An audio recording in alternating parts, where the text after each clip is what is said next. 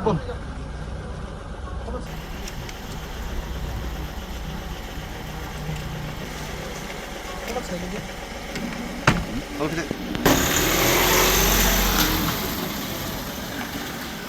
যোৱা ৰাতি ফেচবুকত আচলতে দীপাংকৰ সন্দিকৈ নামৰ প্ৰয়াত শশী সন্দিকৈৰ পুত্ৰ কৰ্দগুৰি নিবাসী আমাৰ সৰুতা সমষ্টি সন্মানীয় বিধায়ক বিশ্বজিৎ ফুকন ডাঙৰীয়াক সামাজিক মাধ্যম ফেচবুকৰ যোগেদি আচলতে মৃত্যুৰ ভাবুকি প্ৰদান কৰাৰ লগতে অশালীল শব্দৰে আচলতে বাক্যৰে গালিগালাজ কৰা আমাৰ দৃষ্টিগোচৰ হ'ল। সেয়ে আচলতে আমি বৰপথাৰ যুৱ মৰ্চাৰ ফালৰ পৰা বৰপথাৰ আৰক্ষী থানাত এজাহাৰ দাখিল কৰিছোঁ আৰু এজাহাৰৰ ভিত্তিত আচলতে সৰুপথাৰ সমজিল্লা আৰক্ষী প্ৰশাসনে তেখেতক কৰায়ত্ব কৰিছে আৰু কৰায়ত্ব কৰি ইতিমধ্যে তেখেতক গ্ৰেপ্তাৰ কৰিছে।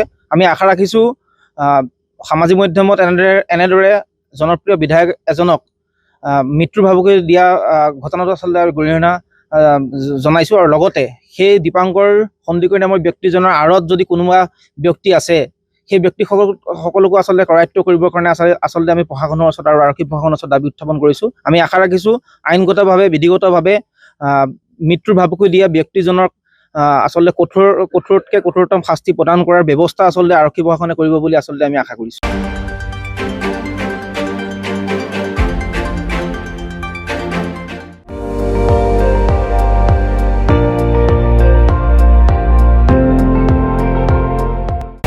আপুনি চাই আছে ND24 সৰ্বশ্ৰেষ্ঠ নহয় সৰ্বোত্তমৰ দৌৰত।